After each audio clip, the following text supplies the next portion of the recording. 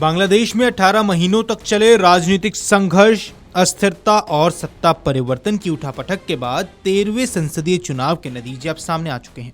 इन चुनावों में मुख्य विपक्षी दल बांग्लादेश नेशनलिस्ट पार्टी यानी कि बीएनपी ने जोरदार वापसी करते हुए स्पष्ट बहुमत हासिल किया है। 299 में से 211 सीटें जीतकर पार्टी ने सत्ता में लौटने की मजबूत नींव रखी है। बीएनपी के कार्यकारी प्रमुख तारिक रहमान के नेतृत्व में मिली ये जीत पिछले 2 दशकों में पार्टी की सबसे बड़ी राजनीतिक वापसी अब मानी जा रही है। हालांकि इस ऐतिहासिक जीत के बीच एक गंभीर मुद्दा भी उभर कर सामने आया है, अल्पसंख्यकों का बेहद सीमित प्रतिनिधित्व। पूरे चुनाव में केवल 4 अल्पसंख्यक उम्मीदवार ही जीतकर संसद तक पहुंचे हैं, जिनमें से 3 हिंदू और एक आदिवासी प्रतिनिधि शामिल हैं।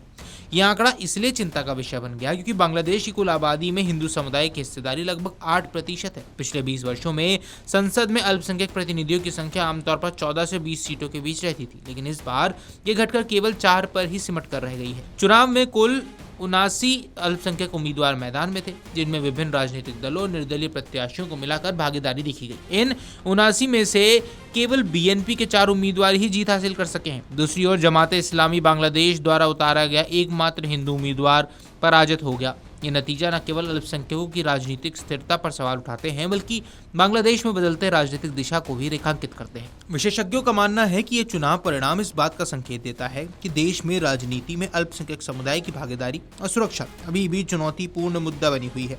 भले ही अल्पसंख्यक समुदाय ने चुनाव में सक्रिय भागीदारी दिखाई, लेकिन जीत के आंकड़े ये दर्शाते हैं कि उन्हें व्यापक राजनीतिक समर्थन हासिल करने में कठिनाई हुई। ऐसे में आइए अब बात करते हैं उन उम्मीदवारों की जिन्होंने जीत दर्ज की। सबसे पहला नाम बीएनपी के वरिष्ठ नेता गायेश्वर चंद्र रॉय का है। उन्होंने ढाका 3 से चुनाव जीतकर संसद में जगह बनाई है। रॉय ने अपने निकटतम प्रतिद्वंदी को लगभग 99,000 वोटों के बड़े अंतर से हराया। हाल ही के वर्षों में हिंदू समुदाय के खिलाफ कुछ घटनाओं की पृष्ठभूमि में उनकी जीत को प्रतीकात्मक रूप से अब महत्वपूर्ण माना जा रहा है।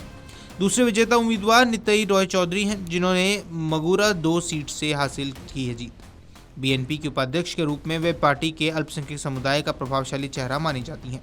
उन्हें करीब 1,47,896 वोट मिले, जो जमात इस्लामी उम्मीदवार मुर्शिद बिल्लाह को मिले 1,17,018 वोटों से काफ़ी अधिक हैं। उनकी जीत ने यह दिखाया कि कुछ क्षेत्रों में अल्पसंख्यक नेतृत्व को मतदाताओं का भरोसा मिला। तीसरे विजेता के रूप में बीएनपी के एडवोकेट दीपेंद्र दीवान ने रंगामती सीट से जीत दर्ज की। उन्हें 31,222 वोट प्राप्त हुए, जबकि उनके निकटतम प्रतिद्वंदी निर्दलीय उम्मीदवार पाहिल चकमा को 21,544 वोट मिले। रंगामती जैसे पहाड़ी और आदिवासी बहुल क्षेत्र से उनकी जीत को भी खास माना जा रहा है। चौथे विजेता सचिन प्रू हैं, जिन्होंने बंदरबन निर्वाचन क्षेत्र से 1,41,455 वोट हासिल कर संसद में जगह बनाई। उनके निर्वाचन क्षेत्र में भी विविध सामाजिक संरचना है और उनकी जीत को आदिवासी प्रतिनिधित्व के संदर्भ में महत्वपूर्ण माना जा रहा है। इसके विपरीत जमात इस्लामी का दाव इस चुनाव में सफल नहीं हो पाया। पार्टी के एकमात्र हिंदू उम्मीदवार कृष्णा नंदी को खुलनायक सीट से हार का सामना करना पड़ा।